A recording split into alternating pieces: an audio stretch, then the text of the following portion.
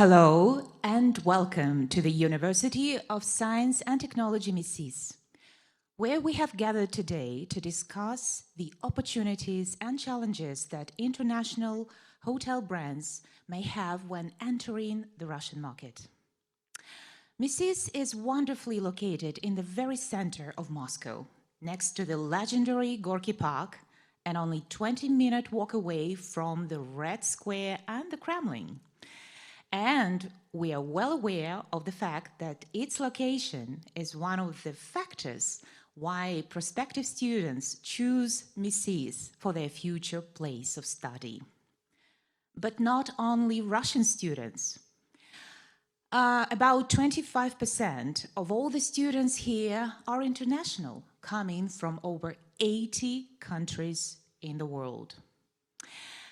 However much they are committed to their academic studies, international students do love traveling in the country. They love experiencing the country, its people, its culture, its nature, its life. So I can say that our university does play a role in international tourism too. But this is not the only role that we intend to play. With our new international master's program in intercultural communication and international tourism that we're launching this year, we are prepared to explore tourism as a complex field of inquiry that incorporates a number of human science aspects, including anthropology, sociology, geography, social sciences, history, economics, and natural philosophy. We are hoping to bring researchers and practitioners to make sense of the social, economic, cultural developments that the industry is facing at the national and international level. With that in mind, today we're welcoming our guests from one of the leading hotel groups in the world, Rotana Hotels and Resorts, who have presence in Middle East, Africa, Turkey, Eastern Europe, and now they have made their entry to the Russian market. To share this story of Rotana and the opportunities it sees for development in Russia, I'm happy to welcome to this stage Area Director of Rotana's Hotels and Resorts for Russia, McShane. Warm welcome to you, Ray.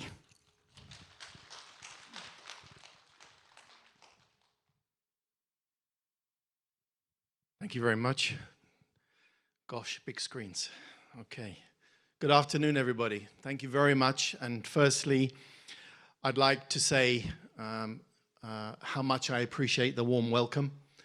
And to you, students, I know it's late.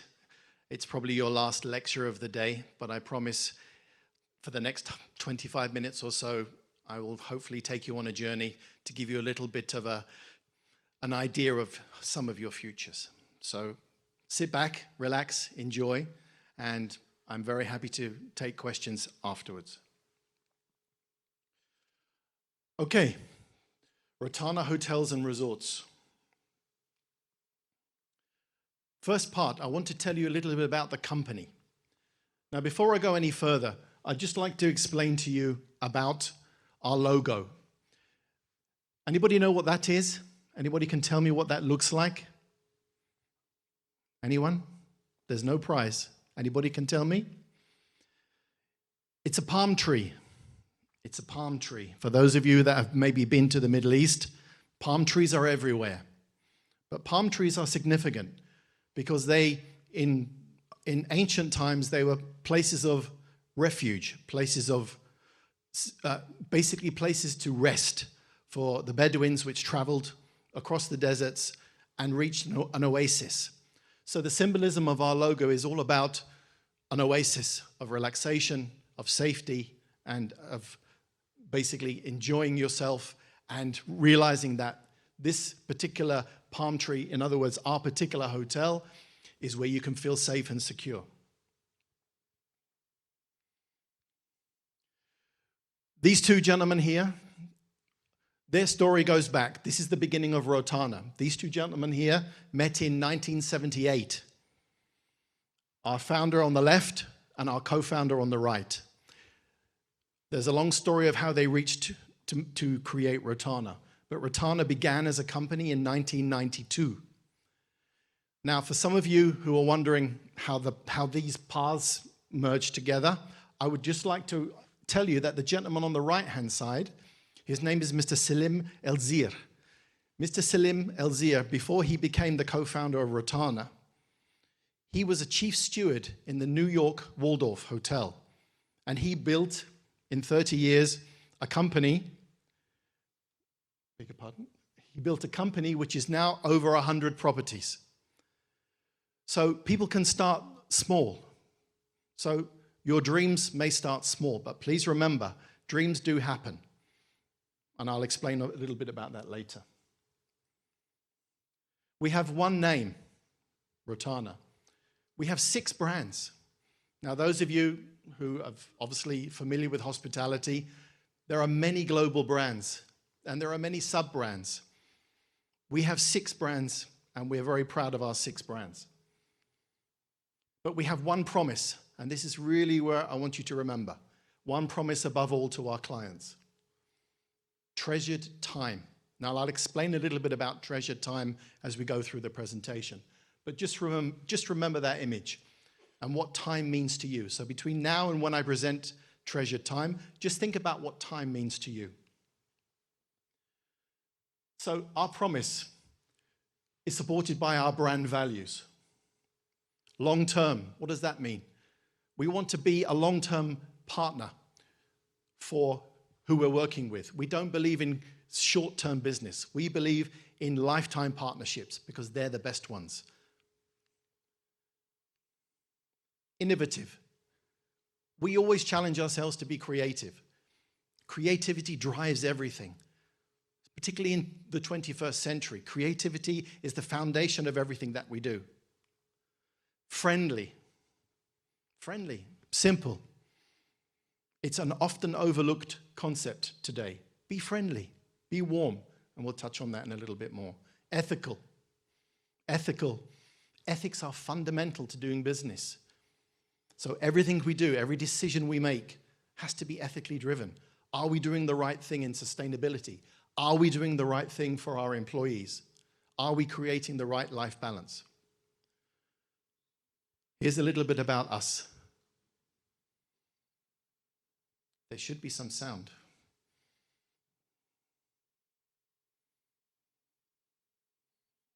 Any sound, gentlemen?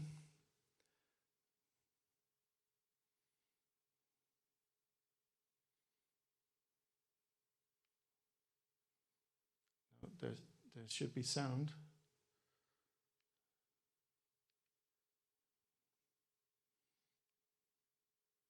Can we try sound? Okay. No worries. Let's move on. Basically, this is Rotana, who we are today. We have 18 countries. We have 36 cities. We serve 6 million guests a year. 6 million people come through our doors, sleep in our beds, eat in our hotels. We even get additional customers that come through, of course, to our restaurants.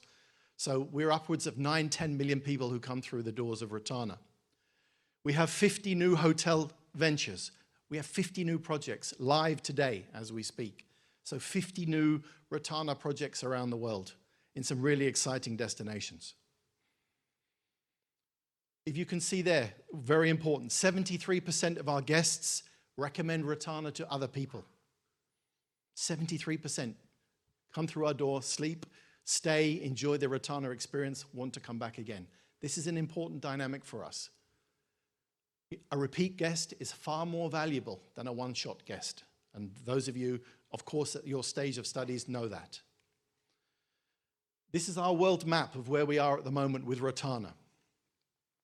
As you can see, we have been very Middle East centric, with 44 properties in the Emirates, 5 in Oman, 20 in the Kingdom of Saudi Arabia.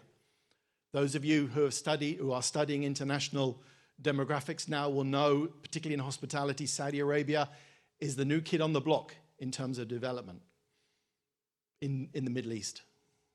So, but the important number is the one at the top, the one I've just expanded a little bit. 5 in Russia. We have 5 hotels now in Russia, and I'll explain where they are now. Hopefully many more, and I'll explain how we're going to get there. But this is the global map of who we are in Rotana. Of course, we're not the biggest player. We don't want to be the biggest player. Quality, not quantity. When we open a hotel with a partner, we do it with a purpose. We do it with research. We do it with careful consideration of many, many factors, which we'll touch on. So what do we have? Rotana in Russia, 2024. We have 2 very important partners we're working with, Amtel and LSR.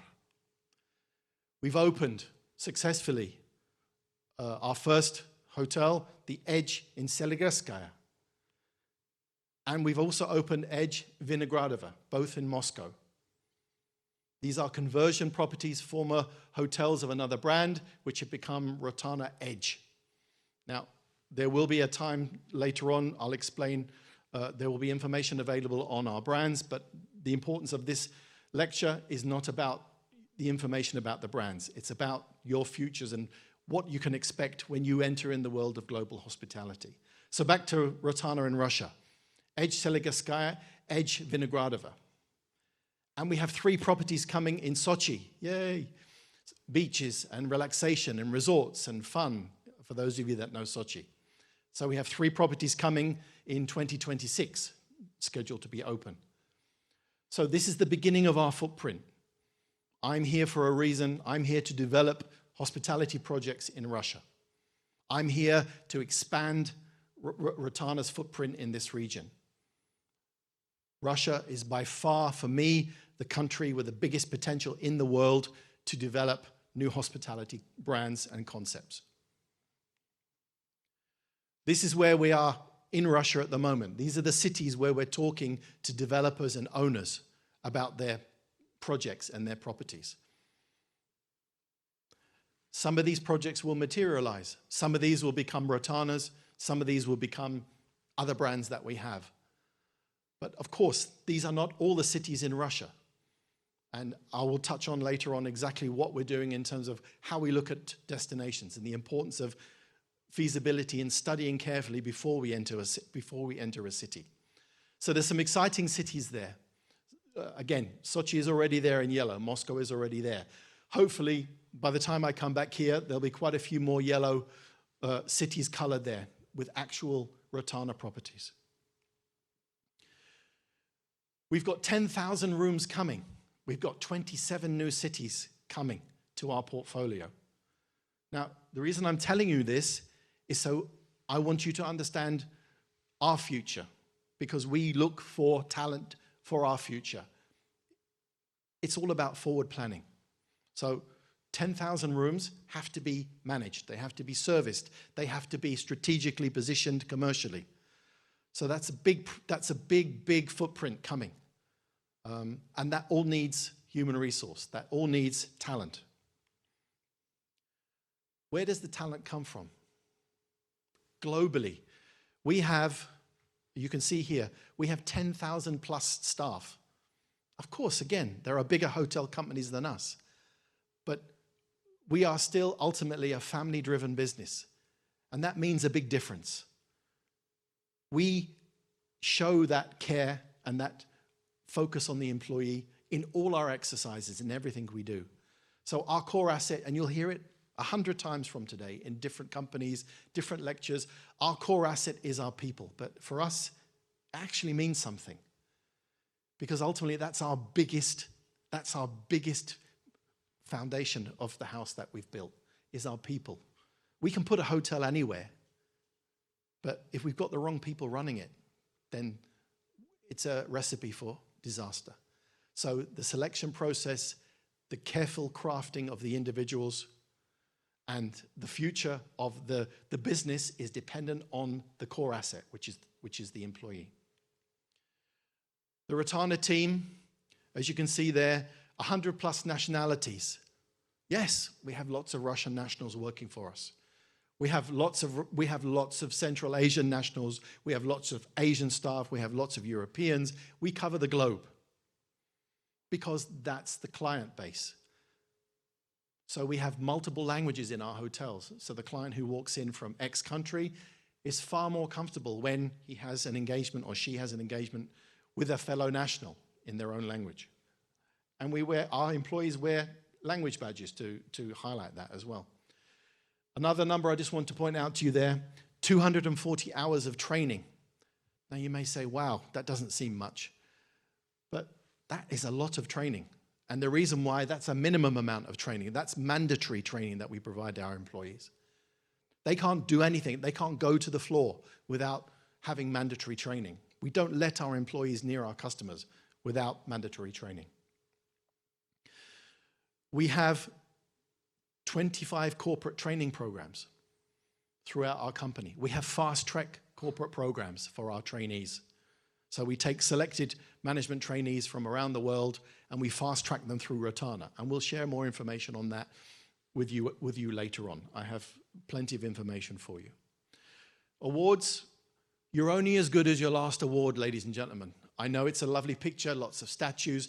We're very proud. 550 awards, 40 ranked number 4 within the Forbes top 40 brands.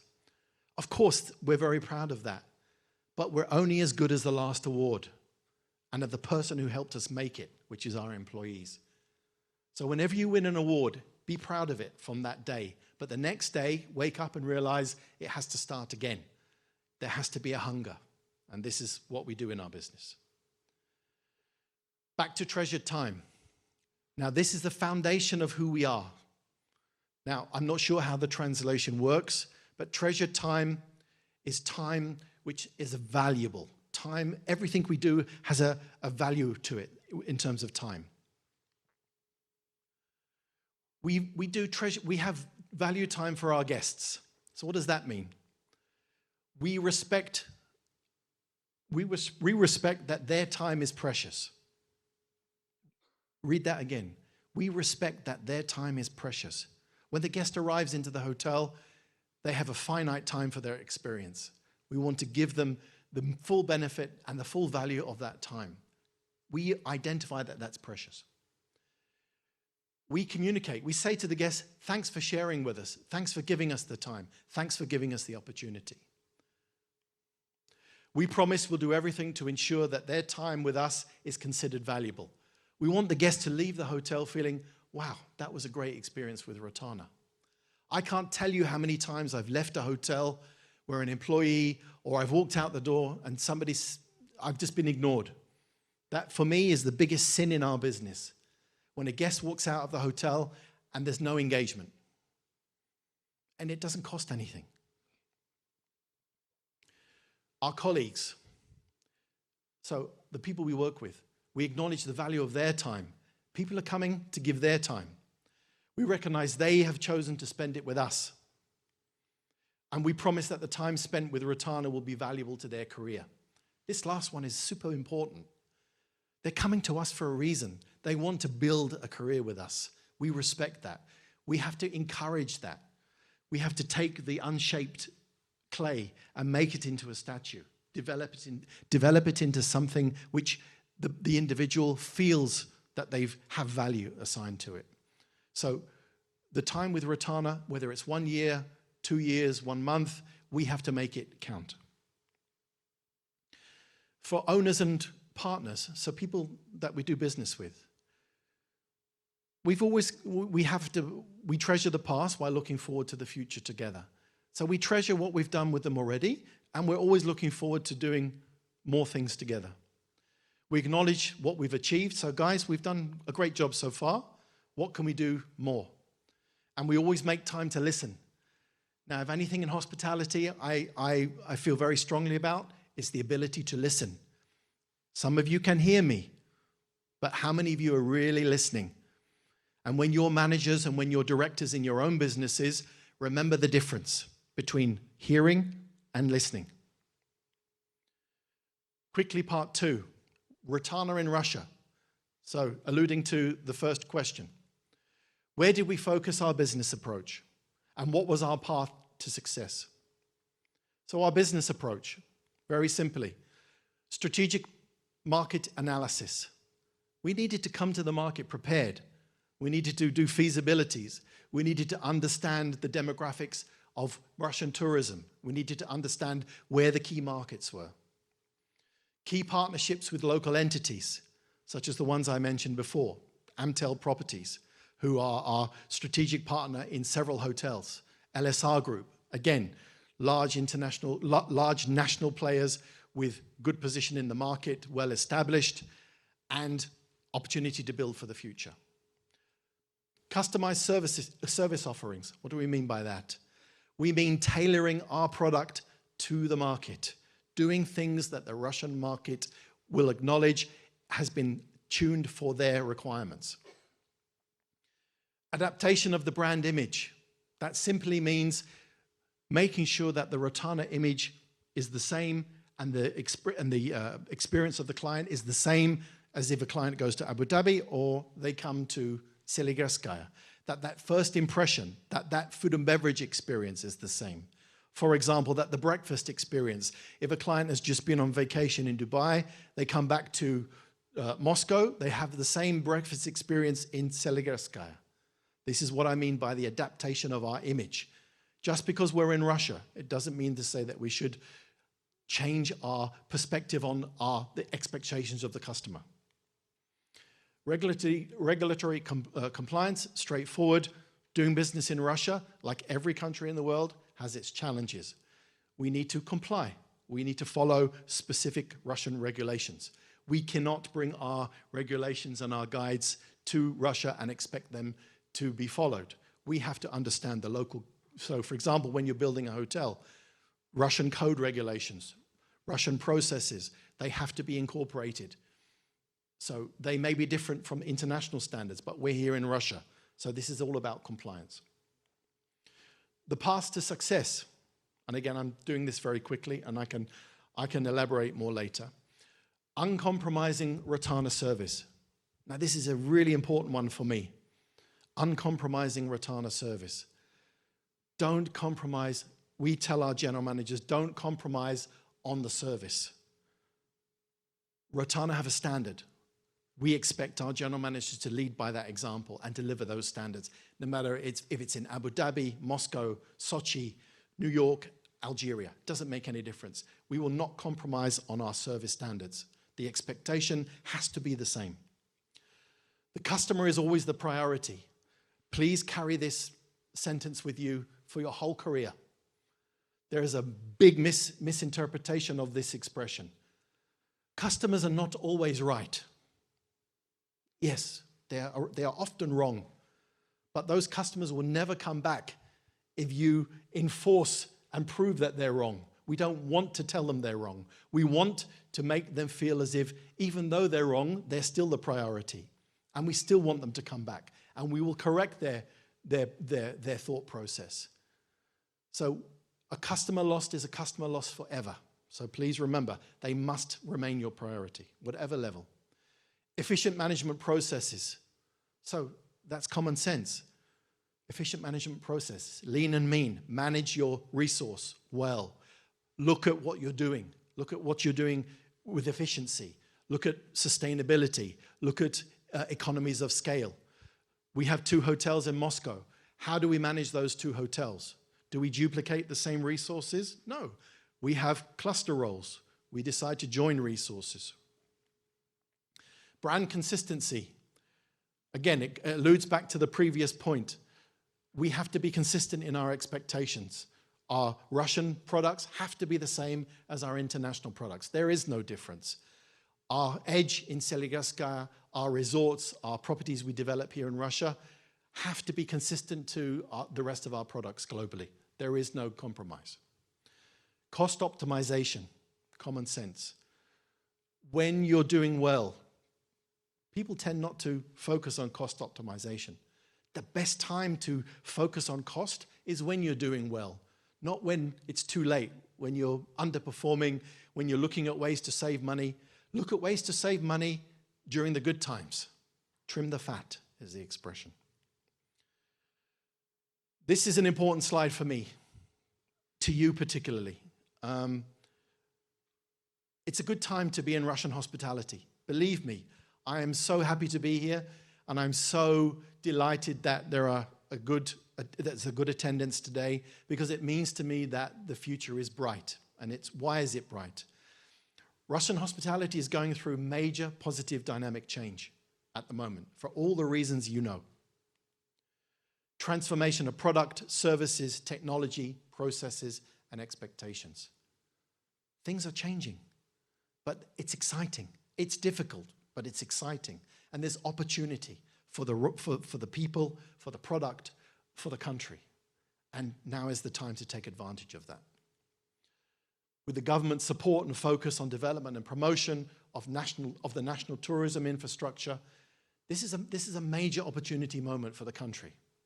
For whatever the circumstances are, now is the time where we have to really work closely with the government, and companies like ours are doing so. You know, we're talking to the tourism boards, we're talking to various locations where we can help develop tourism in the infrastructure process. Looking at partnerships, looking at tactical growth of an area, of developing tourism. It's not just about building a hotel, ladies and gentlemen. It's about how we grow the destination. Domestic travel has increased exponentially. Destinations are developing new services, facilities, and attractions across the country. I can't believe how fast things are developing in Russia. I'm shocked, and I'm happily shocked, and I know it's going to increase. Domestic tourism has exploded, and I'm so happy to see it.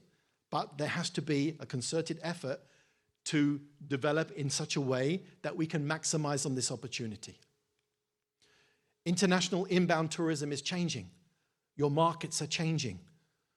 Asian markets are arriving. Different customers are coming to the country for the reasons we know.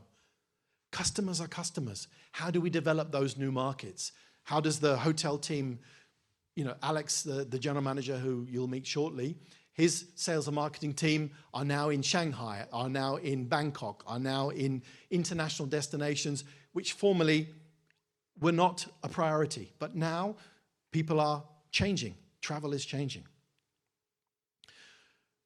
We've had 30 years of international brands in Russia. Great. What did we learn from that? We learned the good and we learned the bad. One thing I learned from my mother, always take the good and leave the bad, okay? We've had 30 years here in Russia, our tourism experts now. We can learn from what has happened over the last 30 years. We have some fantastic Russian brands. We will have more fantastic Russian brands coming through. So we need to build on that, but use the expertise that's been developed. Take the good and let's build upon that. Hospitality needs you. It does really need you.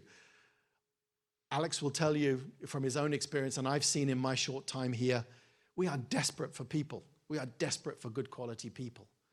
And there will be a huge pent-up demand for people like you, talented people like you. And I'll touch on talent a little bit later. I know this has been a brief presentation, and we'll talk more afterwards, but please take this message away. The best way to predict your future, anybody know? Is to create it. Whoever said that? Yes, well done. The best way to predict your future is to create it.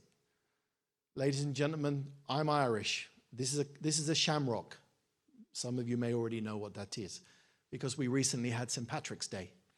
So this is a shamrock, and everybody needs luck. And I really sincerely wish you the best of luck. And I'm very happy to answer any questions that you may have. And thank you very much. Thank you, Ray, for introducing us to Rotana's values and philosophy towards its customers, towards its guests. And I have to say that we as the university, we've got something to learn from you. You said that customer is our priority. A customer is not always right. And that resonates with us, I guess, with the academics, because our students, they are not always right, but they're always our priority. So here, there is one major similarity. Thank you for that. We all understand that the travel and tourism industry is one of the most dynamic industries in the world. Demographic changes, the increased disposable income levels, changes in technology and marketing tools, as well as high levels of education and more sophistication towards the choice of destination and tourist products, they are all playing a part in the industry's development. And of course, we all understand that a particularly major factor in the development of the industry is the one that has to do with the need for a greater peace throughout the world. Traveling to foreign lands can help people to collaborate, can help visitors and hosts understand each other better for a better world for all of us. And I'm sure that all of the young people here who have gathered for this meeting, they all care for a better world for them, the world that is open for exploration. And they're very keen to learn which knowledge and skills they might need to build their international careers in the hospitality industry. And now we are going to discuss in a conversation some more specific aspects of hotel operations and management. And we're going to do that with Ray and his colleague Alexander Timokhin, the general manager of two Rotana's group hotels in Moscow, Rotana Seligerskaya and Rotana Vinogradovo. Welcome, Alexander.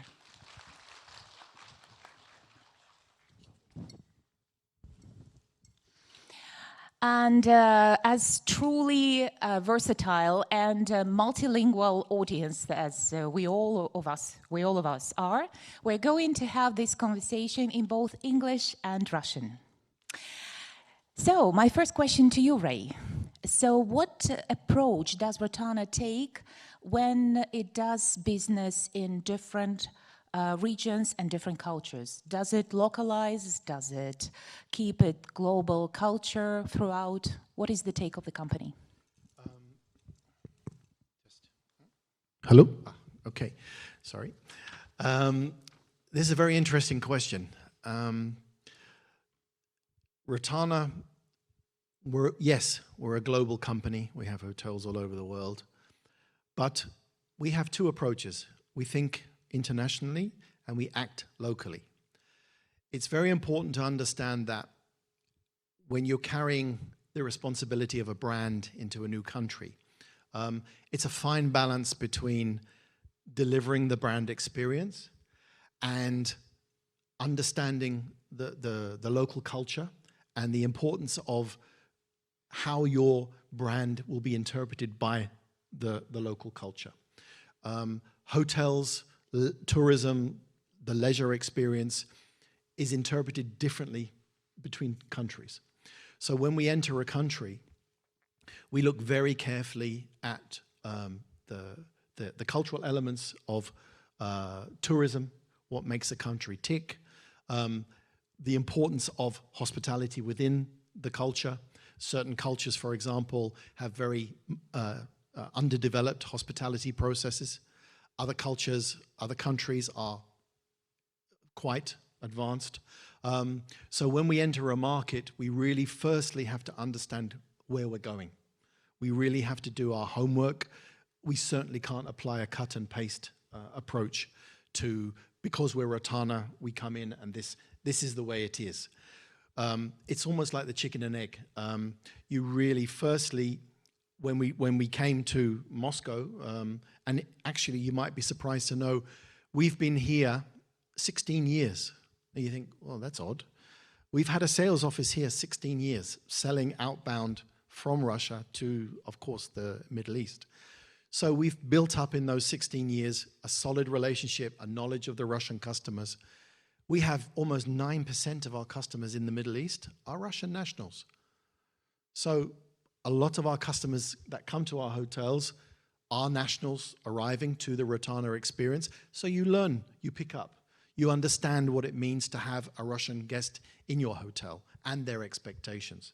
So we've used that valuable experience and brought it back really as part of in cooperation with Alex and his team to really fundamentally smooth our entry into opening and partnering with the local partners that we have with Amtel and with LSR to really smoothly enter the market in the best way we can, understanding the culture, respecting the culture, and really trying to meet those expectations. Thank you, Ray. Now, my question to Alexander. Александра, а что касается корпоративной культуры, было ли сложно выстроить гармоничные отношения, сопоставить ценности тех команд, которые вы возглавляете, с ценностями Ротана? Здравствуйте. Здравствуйте, молодые люди. Я хочу сказать следующее, что мои отели были построены как отели, работающие под интернациональными брендами. Как Рэй правильно сказал, мои отели, они входили в группу компании IG, Intercontinental Hotel Group, и, соответственно, та привитая культура интернационального бренда, которая была до этого и которая очень похожа на культуру Ротаны, и те требования, и те навыки, которые бренд хочет видеть от нас, это было для нас большим подспорьем. То есть наш большой опыт в том, что многие сотрудники, включая меня, работали под национальными брендами более 15-10 лет, и, соответственно, вот эта трансформация произошла очень легко и спокойно. Александра, еще один вопрос для вас. Скажите, пожалуйста, формат ваших отелей – это конференц-отели. Скажите, пожалуйста, как трансформируется сейчас сегмент конференц-отелей, какие тренды вы наблюдаете и как вы отвечаете на эти тренды? Не секрет, когда в момент пандемии у нас в Москве все сидели почти на удаленке, и, соответственно, был колоссальный спад по конференц-мероприятиям, и, честно, отели по Москве выживали. Мы сводили концы с концами, к сожалению, это было так.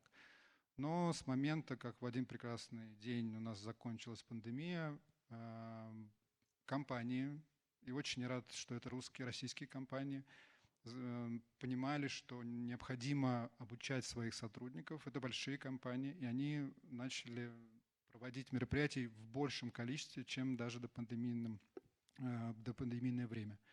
То есть прошлый год, 23-й год, был вообще топовый год в Москве.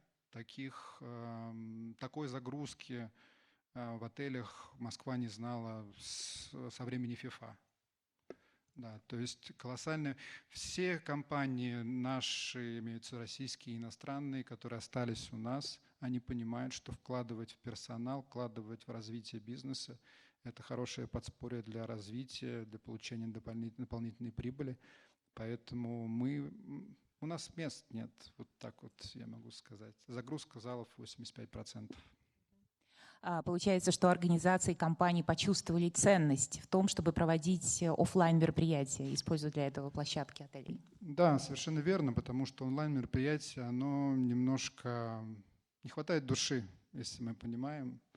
Могу сказать одно, что, извините, моя дочка раз попала, училась, и она последние 2 года, она была удаленно, и я понимаю, что это минус большой, чем встречаться, разговаривать, смотреть человеку в лицо. То же самое происходит сейчас. Люди сплочаются, они общаются между собой, получают больше информации, больше энергии, и это очень хорошо. Спасибо большое. Ray, I'm coming back to you. You've been very optimistic about the prospects of the hospitality industry in Russia. What's your evaluation for the short term or long term? How would you evaluate these prospects in the long term?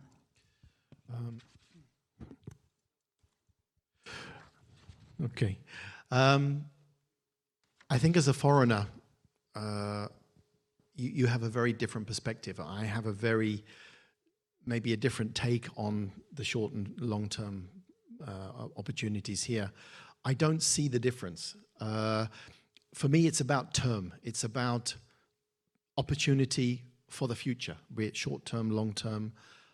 As I said in my presentation, I don't think and this is my 13th country now I've lived and worked in, it's the first time I've really felt such strong opportunism for potential. And I've been in countries bigger than, with potentially bigger development opportunity. But here, I really see, with the infrastructure developments going on, the support from the government, the financial support, particularly in terms of financing, is a super critical element, which really is not common now globally. And it's really good to see, when you want to build a hotel and a project in Altai, for example, this is not an easy destination to build a hotel. And with support from the government, the economic zones which have been developed, I really see a strong force really pushing domestically across all regions. Of course, some regions are more focused than others. The south of Russia, of course, is going to see far more interest in development in the short term. I mean, these are strategic decisions by the government based on how they wish tourism to develop. But to answer your question, I think the opportunity from the change in circumstances that we have now, I think now is the time we need to strike, and there needs to be a concerted effort from everybody really to join and say, how do we move Russian tourism forward? How do we build, how do we improve transport infrastructure? How do we look to get more international flights into our domestic airports? How do we look to improve the rail structure? How do we look to improve classification processes for hotels? How do we look to improve development of tourism structures within cities? So, for example, go to City X, go to Kazan, for example. Is there an infrastructure ready in Kazan to handle, international guests, to handle guests coming from other countries? Do they have a program ready for Kazan? Do we have a program ready for Tula? So these are the exciting things now which I'm beginning to see developing, which really highlight for me not just the short term, but the long-term potential of how sort of Russian tourism is going to really explode. And it's a domestic explosion first, which is as it should be. Well, thank you for that. One course on our new master's program is exploring circumpolar regions, because, well, Russia has this very specific geographic position, and I know that right now the city of Murmansk is enjoying a real inflow of tourists, especially from China. So there are destinations that you would never have thought of as, comfortable and convenient, but they're sophisticated enough now for the travelers, it looks. Yeah. I mean, those of you that may have been recently to the MITT exhibition, obviously foreigners, when we see places like Yakutia on YouTube, the Yakutia perception is the coldest city in the world, but it is still a huge attraction and a huge draw for a foreigner to go to places like Murmansk, Yakutia, the border countries, the border republics are enjoying lots of cross-border trading. I know from one experience alone, there's a huge movement of Russians to across the Chinese border for dental work, and vice versa. Chinese are coming across for certain other commercial trades. So we're seeing a lot more activity. Chinese tourism, I noticed that there was a very strong presence in MITT from the Chinese Tourist Board, really trying to encourage Russians, of course, to go to China. But for me, it was all about the relationship building. I saw the activity on the Chinese stand from the Russian travel professionals was very significant. So for me, when I go to MITT, I look to see the activities on the stand. So I look to see where the Russians are interested in, also domestically and internationally. And you can see, certain new places are developing fast. Dagestan, for example, had a huge stand. Now, I have very little knowledge of Dagestan today, but that's not to say I won't be an advocate for understanding, this destination for tourism. Murmansk is the same story. So I think there is a focus, and it's exciting to be here at this time, and of course for the students, particularly on an international master's program, to use their experiences and their skills in the cross exposure of what they're going to get through other cultures and other nationalities within their own country initially. Thank you, Ray. Александра, мы находимся в Университете науки и технологий, и мы не могли не задать вопрос о роли технологий в индустрии гостеприимства. Мы уже услышали, что во время пандемии те технологии, которые использовали компании, в целом не были достаточно эффективны, поэтому многие вернулись, и скорее большинство вернулись к очному формату проведения встречи, конференций. Какую роль играют технологии сейчас в управлении, в администрировании отеля? И какую роль вы видите для них в будущем? Я уверен, что за ним будущее — это 100%. Мир развивается, и мы развиваемся в том числе, мы не стоим на месте. Очень сильная поддержка IT-систем, которые существуют в отеле, и конкретно в брендах, в отелях, которые работают под брендами. Такие системы, как Opera, такие системы, как Micros, это очень сильные на рынке программное обеспечение, которое позволяет эффективно управлять отелем. К сожалению, мы знаем, что многие компании, которые поддерживали российский рынок, они ушли. Это такие вещи, как аналитика, допустим, например, аналитика средних рейтов по Москве. И такое во многом только было от иностранных компаний. И я очень рад, что наши соотечественники быстро заняли эти ниши. И они развиваются с такой быстротой и с таким рвением достичь результата, что сейчас мы понимаем, что обратно даже нет смысла переходить, потому что их качество сервиса, качество IT-услуг, которые они предоставляют, они просто превосходны. Конечно же, мы интегрируем в наши отели такие вещи, как онлайн-заказ, рум-сервис. Давно уже. Это, кстати, приучила нас и пандемия, что бумажные носители приходилось убирать, потому что их приходилось обрабатывать. И все потихонечку перешли на онлайн заказы чего угодно, халатов, тапочек и так далее. Поэтому это оказалось, что это облегчает жизнь. Это просто, и сейчас все мы в телефонах, большинство людей, по крайней мере, и это очень комфортно. Поэтому я считаю, что это будущее, и к тому же, как мы сказали, наши отели-конференции, поэтому IT-структура, она достаточно на высоком уровне. То есть последнее мероприятие, которое 3 дня у нас был закрыт отель Виноградово, была очень большая компания, не скажу какая, и одновременно подключалось 700 человек к Wi-Fi, и нам нужно было выдержать, нам нужно было, чтобы у нас ничего не рухнуло. Мы произвели большую работу, и мы понимаем, что за этим будущее, что люди приезжают. Также были телемосты, которые по всему миру, тоже одна из больших российских компаний проводила телемосты с заграничными офисами. И это был вызов, который мы благополучно прошли и поставили себе: да, мы можем. И, к счастью, все отели это понимают, конкуренция высокая, и не вкладывать в IT-инфраструктуру мы не можем, и мы идем в ногу, и придется это делать. Это хорошо. Спасибо большое, Александр. Возвращаясь к Рэю, Ray, I'm coming back to you with a question. What kind of talent do you think the industry will be attracting to be aligned with the current lifestyle and work trends that the industry needs to address? Talent has different definitions for different people. And I know the students hear the word talent a lot. What they may not know is that talent comes from an old word, a Greek and basically used in the Greek and Roman times for a currency denomination called a talent.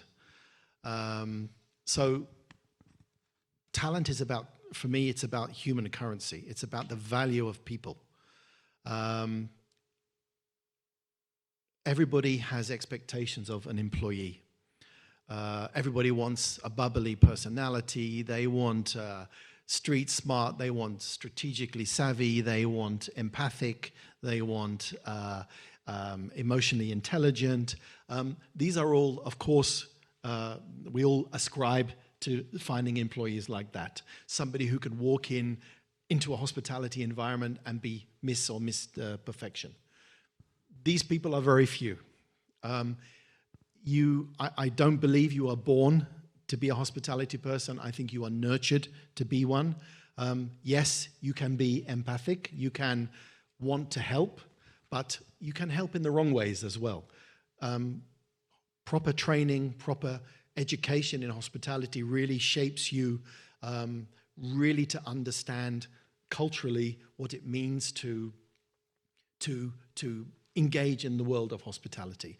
So as an employer, we as Rotana, as I mentioned in our presentation, our employees are our number one focus in terms of talent, in terms of the importance of what we look at in talent. How do we develop talent? How do we build training? How do we give people those training hours? How do we fast track those people with the potential who are the stars? Not everybody is a star, but how do you identify a star? What characteristics tell you that that person will be a great general manager? Alex, for example, has had an amazing career. Alex has worked in all the departments of the hotel, okay? Even departments I've not worked in, all right? But that gives Alex a unique perspective on his business. That gives him the talent to be able to understand a housekeeper, a chef, a front office person, an engineer. So these are talents which Alex has gained over the years. But Alex is not a typical general manager. There are general managers who never set foot in the kitchen, who never set foot in human resources. But talent is it's all about careful analysis of the individual's profile. So I do firmly believe profiling is very important in our business. Match the person to the job. Just because a person has X qualification doesn't mean they're suited for that particular job. So I would rather interview 50 people and get the right one person than employ 49 people, and in 1 year, they're all gone. That's impressive. Thank you. Well, that's very competitive. Александр, я уверена, все присутствующие здесь заинтригованы вашей карьерой. И поскольку буквально через пару минут мы перейдем к вопросам от студентов, все же я хотела бы узнать от вас, если вы пожелаете поделиться вашим опытом карьеры в этой индустрии. И второй вопрос – это есть ли стажировки в отелях, которыми вы управляете? И какие качества для вас важны, когда вы приглашаете к сотрудничеству молодых людей? В 1998 году, когда я закончил учиться, я пошел работать в один из московских отелей, мыл полы на кухне. Мне понадобилось 10 лет, чтобы доработаться до шеф-повара благополучно, потом стать ФБ-директором, потом заместителем генерального менеджера, потом как заместитель генерального менеджера меня, извините за слово, засовывали только туда, куда только нельзя. Затыкали все мною места, где были провалы. Это хаускипинг, это инженерная служба и много-много других. Я этому честно рад, потому что это добавило мне ценности, это добавило мне знаний. Я понимаю, что на протяжении всего моего пути я учился. И вот вы сейчас учитесь в институте, а я институт закончил в 35 лет. Да, я пошел на экономический факультет и понял, что мне необходимо высшее образование, потому что если я хочу дальше развиваться, мне нужно учиться. И я был единственный на факультете, кто защитил на 5. Я этим горд.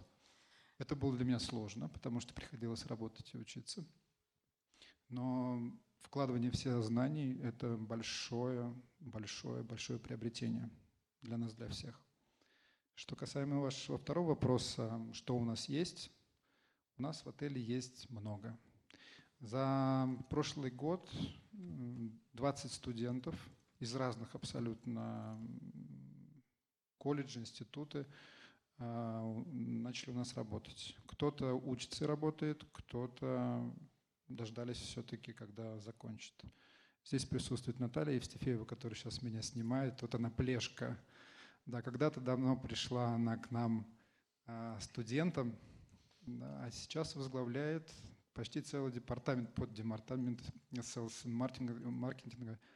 И уже отлично съездила и в Китай, и в Дубай, и в Малайзию, и в Индонезию. Что я хочу сказать? У нее горит глаз. Вот таких людей у нас мало. И почему? Не стесняйся. Очень хочется, чтобы приходили люди, которым не все равно. Не все равно на своих коллег, не все равно на общество, которое нас окружает. Потому что в целом я всегда думал об одном. Государство – это мы, это я. И мы можем сделать наше государство только любя его и воплощая его. В лице, допустим, гостиничного бизнеса. К нам приезжают гости, мы их встречаем, мы даем им тот сервис, который они хотят видеть. И вот таких людей мы ищем. У нас есть программы, есть несколько программ, но есть особо тяжелые, через которые проходят, начиная с кухни и до самого почти верха. Но это незабываемое впечатление. Будет очень тяжело, рекомендую, но будет очень тяжело. Очень тяжело будет, потому что придется мыть посуду. Придется, наверное, с маникюром распрощаться на какое-то время. Но это незабываемо, на самом деле. Понять ценность того человека, кто моет посуду, это очень важно для генерального менеджера. Поэтому рекомендую. Спасибо, Александр. Это действительно очень ценное замечание. То, с чем мы сталкиваемся, когда готовим наших студентов к рынку труда, это завышенные ожидания. И реалии таковы, что действительно, чтобы придать ценность себе, своему опыту и профессионализму, который в будущем у наших студентов, выпускников, я очень надеюсь, будет, действительно очень важно получить опыт на разных уровнях. И это ваша индустрия, я уверена, настолько романтизирована, как телевизионными сериалами, так и фильмами.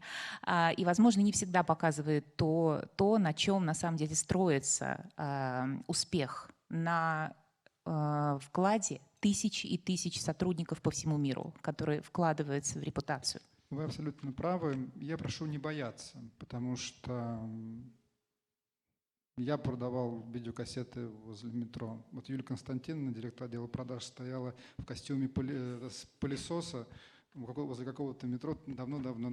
Не бояться. Ну, то есть не бояться. Понятно, что когда вы придете, вам никто не даст супервайзера, менеджера и так далее. Вам придется, конечно, заниматься какими-то вещами, которые, возможно, так сразу вам и не понравятся.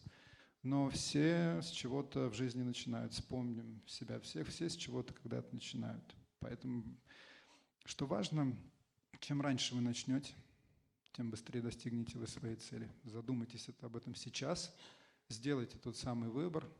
И очень важный момент, что будет преследовать вас всю жизнь, это лень. Не ленитесь, пожалуйста, вкладывайте в себя. Лень – это такая... Я начну бегать с понедельника, худеть с понедельника, после Нового года, после праздников, пойду учиться. Вот лень будет вас преследовать всегда. И вот с ней боритесь до последнего. Ну что же, я думаю, самое время передать слово нашей аудитории. Уважаемые коллеги, микрофон находится вот в той части нашей сцены, и если у вас есть вопрос, пожалуйста, вы можете подойти и задать его, используя микрофон. Пока мы готовимся, я задам еще один вопрос Рэю, и мы надеемся, что у нас хватит времени для того, чтобы услышать несколько вопросов от нашей аудитории.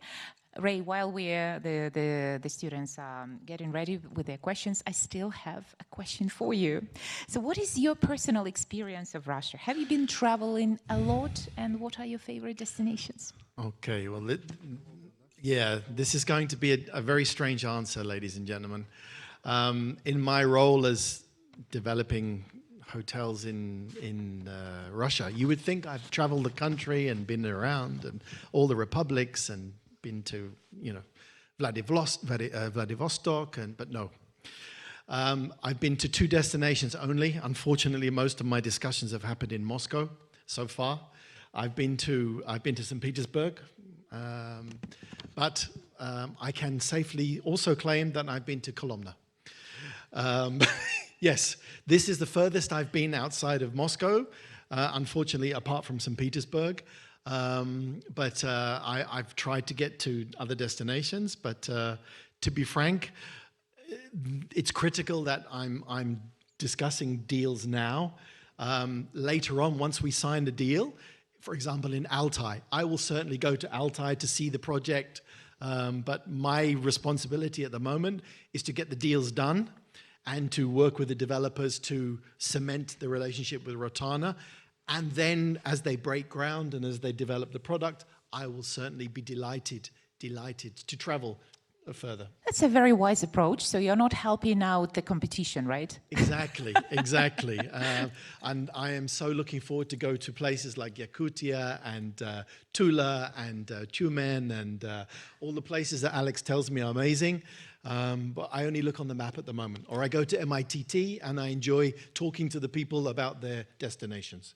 And I know that's probably a question you've heard several times, and I know what answer will be the right one now that you're here in Moscow. But out of the countries that you've lived in, which would you find most impressive personally and culturally? Maybe you can share that. Ooh, okay, you put me on the spot now. Of course, you know, sitting here in Moscow, Moscow is number one, right? Russia is number one. Let's get that out of the way first. Honestly, some of you in the room here will have in the future very similar experiences to me. I started my journey almost 30 years ago traveling. And I took a telephone call. I was a sales manager and I took a telephone call. And that one telephone call changed my life completely. I subsequently went to a different country. I moved from basically the country where I was in the UK, and I moved to Saudi Arabia. That was my first job outside of England or Ireland, because I'm Irish. So my first job was in Saudi Arabia, and then subsequently to that, after Saudi Arabia, I went to Kazakhstan, I went to Spain, I went to etc., etc. I won't bore you with all the countries. But the reason I'm telling you this is that each country I went to, I took something from that country. I took something special. I took something which really was the essence of that country. For example, I lived 4 years in India. And, India is a shock to the system for many reasons. But India is a magical country with, honestly, even after 10 years of leaving India, I still think back almost every day to experiences I had there. I opened a hotel up in the Himalayas. I was in the south of the country opening another product. And within India, a bit like Russia, somebody from the north of India has no idea in terms of if they come to the south of the country, different language, different culture, different foods, different everything. So within Russia, that's, again, I appreciate you're very familiar with that, going to different parts of the country. And of course, Russian is the common language. I appreciate that. But as in India, Hindi is not spoken everywhere. So if a Hindi speaker goes from the north of India to the south, he's a tourist like me, which is the fun part. But going back to your original question, I really will not commit to one country. I can only tell you I love Istanbul, I love Turkey for this reason. I love India for this reason. I loved Saudi Arabia for this reason. So Spain, I have many magical memories of Spain. But each country today, I take a little bit of that country with me wherever I live. So for example, in Russia, in Moscow where I live, in my own apartment, I have pieces of the countries with me.